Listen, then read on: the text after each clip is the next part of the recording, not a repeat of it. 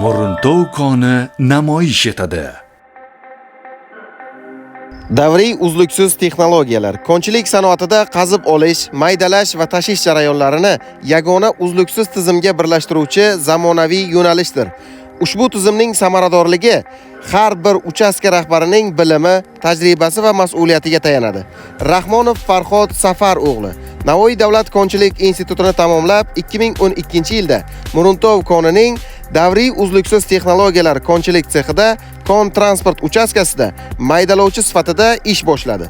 Mehnatdagi tashabbuskorligi va mas'uliyati tufayli 2013-yilda smena boshlig'i lavozimiga tayinlandi. 2020-yilda uchastka boshlig'i o'rinbosari, 2021-yilda ikkinchi sonli kon transport uchastkasi boshlig'i o'rinbosari lavozimida faoliyat yuritdi. 2026-yildan buyon 4-sonli kon transport uchastkasi boshlig'i sifatida samarali mehnat qilib kelmoqda. Buryak Vladimir Grigoryevich Navoiy konchilik kollejini tamomlab, 2002-yilda tarmoqlar va podstansiyalar sexida elektromontor sifatida mehnat faoliyatini boshladi. 2005-yildan Zarafshon konchilik korxonasining Patok oltin qidirish artelida jihozlarni ta'mirlash bo'yicha navbatchi chilangar bo'lib ishladi. 2012-yilda Muruntov konining davriy uzluksiz texnologiyalar konchilik sexiga kon transport uchastkasi smena boshlig'i sifatida ishga qabul qilindi. 2021-yilda kon ustasi va uchastka boshlig'i o'rinbosari, 2023-yildan esa 3-sonli kon transport uchastkasi boshlig'i lavozimida faoliyat yuritmoqda. Muxtorov Zafar Muhammedovich Navoiy davlat konchilik institutini tamomlab, 2011-yilda Muruntov konining davriy uzluksiz texnologiyalar konchilik sexida kon transport uchastkasi maydalovchisi sifatida mehnat faoliyatini boshladi.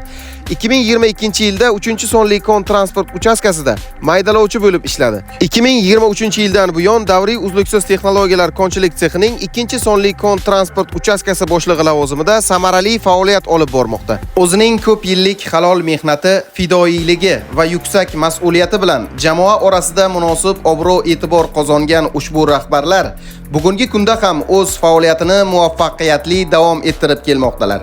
Shu kungacha korxona taraqqiyoti va jamoa ravnaqi yo'lida qo'shgan munosib hissalari, samarali mehnatlari hamda beqiyos xizmatlari uchun ularga chuqur minnatdorchiligimizni bildiramiz. Kelgusidagi faoliyatlarida ham ulkan zafarlar, yangi yutuqlar, mustahkam sog'lik va omad, muvaffaqiyatlar tilaymiz. Muruntov koni: ishonch, shiddat, sabr.